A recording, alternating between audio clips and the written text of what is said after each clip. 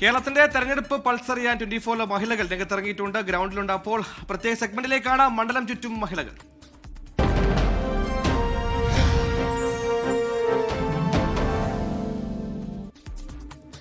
പാലക്കാട് മണ്ഡലത്തിൽ നിന്ന് NDA പ്രതിനിധിയുണ്ടായാൽ കർഷകരുടെ പ്രശ്നങ്ങൾക്ക് പരിഹാരം കാണാൻ ഇരട്ട എഞ്ചിനായി പ്രവർത്തിക്കുമെന്ന് കേന്ദ്രമന്ത്രിയുടെ ഉറപ്പുണ്ടെന്നാണ് ശോഭാ സുരേന്ദ്രൻ പറഞ്ഞത്. മണ്ഡലം ചുറ്റും മഹിളകളിൽ സ്മിത ഹരിദാസും പ്രവിതാലക്ഷ്മിയും തയ്യാറാക്കിയ റിപ്പോർട്ട് കാണാം.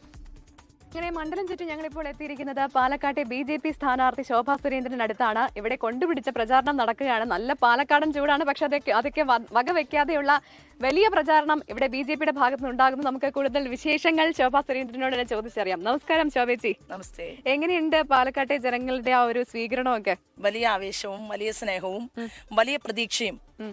അവർക്ക് ഞങ്ങൾ പ്രകടന പത്രികയിലൂടെ കൊടുക്കുന്ന വാക്ക് അത് വാഗ്ദാനമായിരിക്കില്ല, അത് വാക്ക് നിറവേറ്റലായിരിക്കും എന്ന് പറഞ്ഞുകൊണ്ടാണ് തെരഞ്ഞെടുപ്പ് പ്രവർത്തനത്തിന് നമ്മൾ തുടക്കം കുറിച്ചിട്ടുള്ളത്.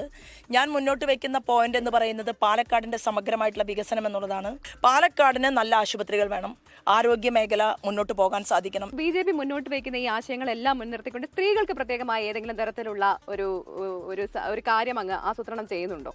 ഞാൻ വനിതാ സ്ഥാനാർത്ഥി പ്ലസ് കർഷക സ്ത്രീ കൂടിയാണ്. കൃഷിപ്പണിയിൽ വളരെ ഇഷ്ടമുള്ള താല്പര്യമുള്ള എൻ്റെ അച്ഛനാണെങ്കിൽ ഒരു കർഷകനായിരുന്നു. അപ്പോൾ ഇവിടെ ശാസ്ത്രീയമായിട്ട് എങ്ങനെ കൃഷിഭൂമിയിൽ നിന്ന് കൂടുതൽ ഉൽപാദനം നേടാമെന്നും എന്നാൽ നേടിയെടുത്തിട്ടുള്ള ഉൽപ്പന്നത്തെ വാങ്ങാൻ പോലും സാധിക്കാതെ, വില കിട്ടാൻ സാധിക്കാതെ കർഷക ആത്മഹത്യ കൂടി നടന്നിട്ടുള്ള ഒരു മണ്ഡലം കൂടിയാണ് പാലക്കാട് എന്നുള്ളത് വേദനയോടുകൂടി നോക്കിക്കണ്ടുകൊണ്ട് കണ്ണാടിയിലും മാത്തൂരിലും പിരായിരിയിലും ഞങ്ങൾ ശാസ്ത്രജ്ഞന്മാർ പ്ലസ് കാർഷിക മേഖലയിലെ അതീവ റിസർച്ച് ചെയ്യുന്ന ആളുകൾ പ്ലസ് ഒരു ടീം ഇവിടെ ഞങ്ങൾക്കിടയിലുണ്ട്. ഏറ്റവും വലിയ ഒരു ചുമതല എനിക്ക് നാഷണൽ തലത്തിൽ കിട്ടിയിട്ടുള്ളത് ഇപ്പോൾ ഈ കഴിഞ്ഞ 6 മാസം മുമ്പാണ്. അത് മഹിളാ സമന്വയ സമിതി എന്ന് പറഞ്ഞിട്ടുള്ള വലിയൊരു കമ്മിറ്റിയാണ്. ഇന്ത്യയിൽ 12 പേരിൽ ഒരാളായിട്ട് എന്നെയും സെലക്ട് ചെയ്തിട്ടുണ്ട്. ശോഭാ സുരേന്ദ്രൻ എന്ന വ്യക്തിയെ ഇവിടെയുള്ളവർക്ക് വലിയ ഇഷ്ടമാണെന്ന് നമുക്കറിയാം. ഞാൻ ചോദിക്കുന്നത് ഇന്നലെയൊക്കെ വന്ന ഒരു ഡീലിനെ കുറിച്ചുള്ള ഒരു സംസാരം കൂടി ഉണ്ട്.